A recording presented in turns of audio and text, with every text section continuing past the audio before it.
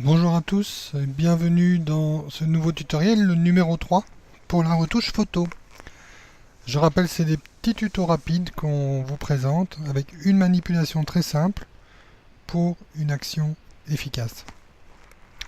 Je rappelle, comme les tutos précédents, nous sommes sur la version GIMP 2.8.8. Ce que je vais vous montrer aujourd'hui est valable pour les versions passées comme pour les versions futures. Ce sont des immuables dans GIMP et dans la retouche photo. Aujourd'hui, qu'est-ce que nous allons voir? Nous allons voir comment recadrer une image, ce que nous avions fait dans le tutoriel précédent, mais cette fois-ci on va utiliser une autre méthode, beaucoup plus précise, qui est la méthode des guides.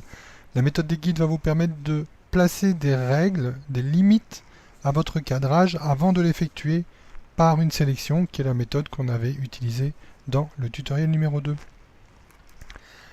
Alors, comme d'habitude, j'ouvre une image qui sera mon image test.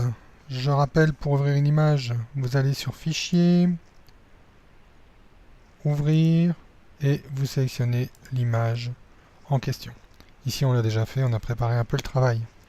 Alors, comment cela va-t-il se passer? Vous voyez que je grossis l'image là. Un petit truc, vous appuyez sur CTRL et sur la roulette, la molette de votre souris, vous allez pouvoir zoomer et dézoomer sur votre image.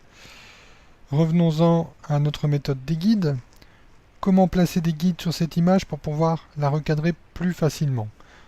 Ici, en l'occurrence, on a une image horizontale. On voudra lui donner un caractère vertical pour rappeler le petit garçon qui est ici et qui se tient à la verticale. Dans une autre méthode, vous verrez qu'on peut aussi changer les couleurs. On ne s'attarde pas là-dessus aujourd'hui. Bref, voilà. Nous allons simplement, avec notre souris, nous positionner sur la règle à l'extrême gauche. Nous appuyons, voilà, là j'appuie, et je tire. Et vous voyez qu'il y a une ligne qui apparaît, une ligne verticale. Je vais la positionner là où je veux. Pour information, ici en bas, dans cette partie de l'écran, vous allez voir à quelle hauteur de pixels ou à quelle profondeur, largeur de pixels vous allez déposer la latte, le guide. Et je répète 4 fois l'opération. Maintenant mes guides horizontaux. Voilà.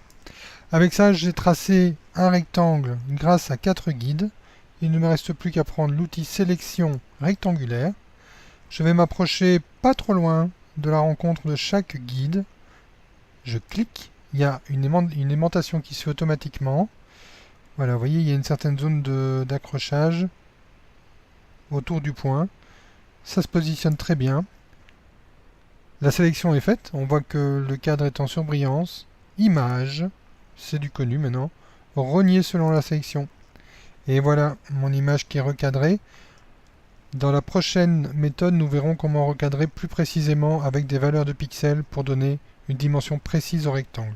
Ici, disons que c'est plutôt intéressant quand vous voulez vous placer sur des repères visuels que vous avez dans l'image et que vous voulez absolument garder dans l'image finale. Voilà, j'espère que ce petit tuto vous a bien servi. Une action simple, quelques secondes, pour vous montrer comment ça se passe. Merci beaucoup, à bientôt.